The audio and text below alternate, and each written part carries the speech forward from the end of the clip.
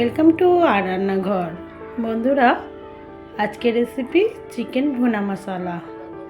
Chicken ভুনা মশলা খেতে খুব টেস্টি হয় এবং খুব সহজে এই রেসিপি আপনি করতে পারেন এবং এই রেসিপি ভাত, পরোটা, লুচি, রুটি যা দিয়ে খাবেন সব দিয়ে একদম জমে যাবে। তো প্রথমে কি করলাম, 500 গ্রাম চিকেন, তার মধ্যে আমি 1.5 চামচ মতো দই আর 2 চামচ আদা বাটা, 1 চামচ পেঁয়াজ বাটা এবং রসুন বাটা দিলাম 2 চামচ। উপর থেকে দিচ্ছি স্বাদ মতো লবণ, 1 চামচ হলুদ গুঁড়ো, 1 চামচ জিরে গুঁড়ো এবং 1 চামচ ধনে গুঁড়ো। সমস্ত কিছু দিয়ে চিকেনটাকে একটু ম্যারিনেট করে নিচ্ছি। আপনি যদি এই চিকেনটা ম্যারিনেট করে ওভারনাইট রাখেন তাহলে তো টেস্ট আরও দ্বিগুণ বেড়ে যাবে। সব মাখিয়ে নিয়ে আমি একটু উপর থেকে সর্ষের তেল দিয়ে দিলাম। এবার আমার হাতে বেশিক্ষণ সময় নেই, স্কুলও যেতে হবে। আমি মিনিমাম আধ ঘন্টা চিকেনটা ম্যারিনেট করেছি। এবার কড়াইয়ে সর্ষের তেল গরম করে গরম মশলার মধ্যে লবঙ্গ, এলাচ, দারচিনি, একটা জায়ফলের টুকরো, একটা তেজপাতা দিয়ে দিয়েছি।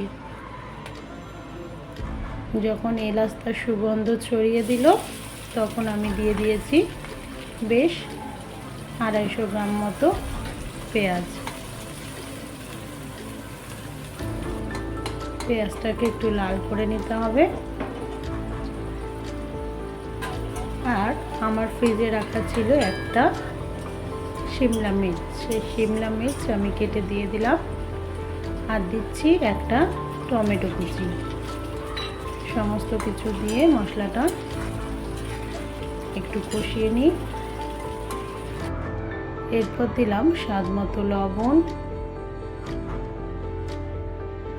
1 চামচ জিরা গুঁড়ো, 1 চামচ ধনে গুঁড়ো, 1 চামচ হলুদ গুঁড়ো, 1 চামচ শুকনো লঙ্কার গুঁড়ো এবং 1/2 চামচ কাশ্মীরি লঙ্কার গুঁড়ো। এবার বুঝতে পারছেন যে এই রেসিপিটার নাম কেন চিকেন ভুনা মশলা। কারণ মশলাগুলো কিন্তু আমি দুবার করে ইউজ করেছি, এক মাংসর সাথে ম্যারিনেটের সময় এবং এক মশলা কষানোর সময়, তবেই না রেসিপিটা এত কালারফুল এসেছে।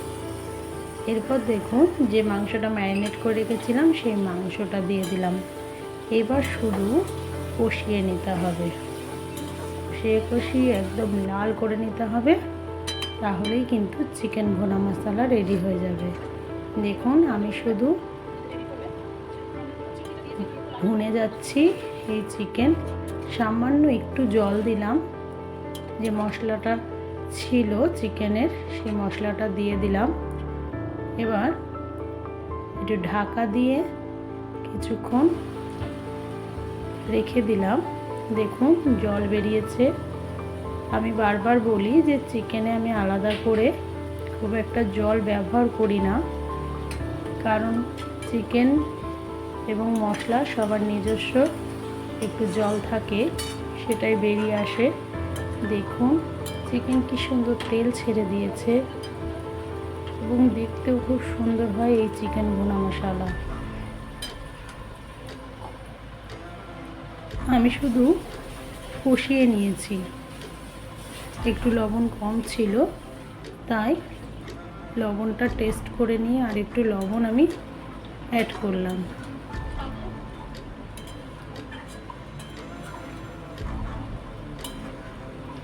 আমি কিন্তু কোনো জল ব্যবহার করিনি, কিছু নয়, শুধু চিকেনটাকে এরকম কষিয়ে নিয়েছি, বা হিন্দিতে যেটা বলে ভুনে নিয়েছি, সেই জন্য এটা চিকেন ভুনা মশলা।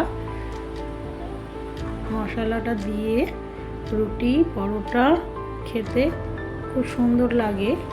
এটা নাকি আমার মেয়ে বলে এবং বাড়িতে যারা থাকে বাবা মা সবাই বলে। আমি তো নিজে মাংস খাই না, তবে রান্না করতে করতে একটা এক্সপিরিয়েন্স হয়ে গেছে, যে কতটা কি দিতে হবে এবং কি করলে খুব ভালো টেস্ট আসবে। দেখুন একটু তলায় লেগে লেগে যাচ্ছে, এবার বুঝতে হবে যে আমার চিকেন একদম রেডি সার্ভ করার জন্য। জল ব্যবহার না করে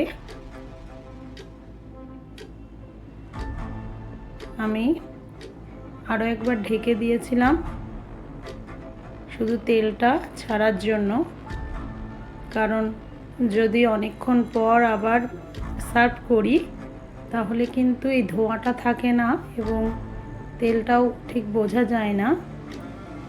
সেই জন্য আমি একবার ঢেকে দিয়েছিলাম আপনাদের দেখানোর জন্য। এবার আমি চিকেন ভুনা মশলা নামিয়ে নেব।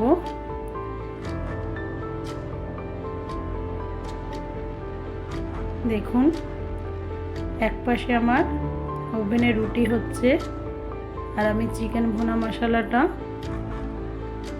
নামিয়ে নিয়েছি। সকাল সকাল বেলায় সবাই রুটির সাথেই চিকেন ভুনা মশলা খেয়ে নিয়েছে এবং খুব সুন্দর হয়েছে।